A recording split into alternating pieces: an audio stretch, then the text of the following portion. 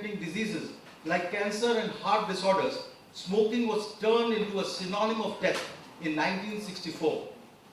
Drawing heavily from medical evidence now available against animal-based food, the tobacco saga is being replayed with a cloned tagline, "Meat kills."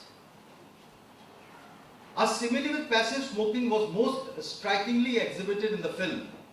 Inhaling meat fumes coming out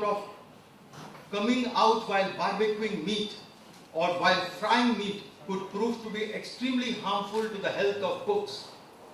Surprisingly, meat fumes contain the same dangerous compounds which are found in tobacco smoke, says the film, quoting one of the scientific studies. Now, why this film? Right? The film is made in the context of an avalanche of Western lifestyle related chronic diseases in India like cancer, type 2 diabetes, kidney disorders and heart ailments.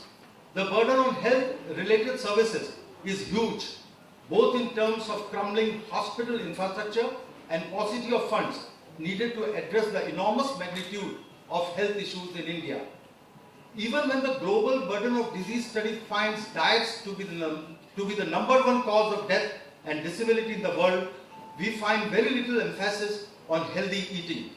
The consumption of chicken meat has risen up to rupees 1 lakh crore per annum, with an annual growth rate of 12 to 13% per year. On the other hand, meat consumption in the United States has dipped by 10% in the past 5 years, according to the Meat Atlas. The myth that chicken is healthier than red meat has been busted in the film.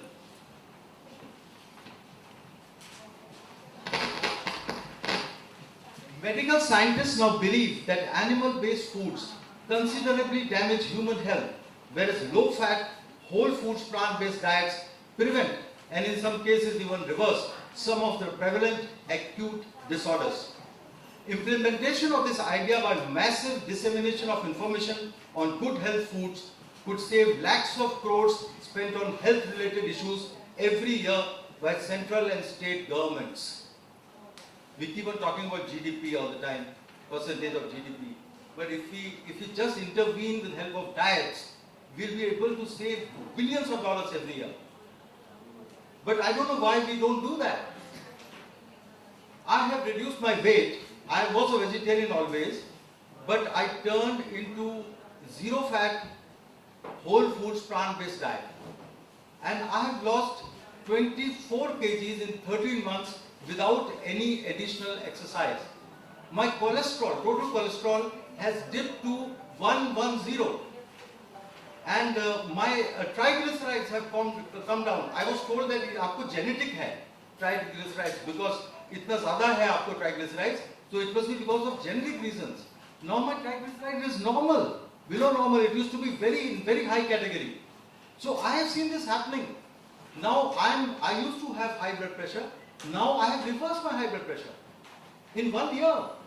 So if you do this, then you don't need the hospitals, you don't need the doctors, you don't need anything. You just natural diet. God has made you for that, you know. And I take my oils from groundnuts, from directly from seeds, and almonds. So I have no problem. And flax seeds. The film also goes on to examine the health of butchers. You know, it's not just about people who are eating meat. The person who is killing, animals and is exposed to violence, were exposed to an overdose of violence in slaughterhouses. Experts have found that they could suffer from severe stress and were vulnerable to getting psychotic disorders. Meat from animals is harmful because it contains stress hormones which get secreted in the frightened animal just before slaughter, shows the film. And we have enough data to prove this. No fact in this film is without any evidence. A senior AIIMS professor sums up the film's message by saying that they have found that people who consume more fruits and vegetables and who had adopted yoga and meditation into their daily lifestyle, just within 10 days of practice, there is a decrease in the free radical levels and a decrease in oxidative stress.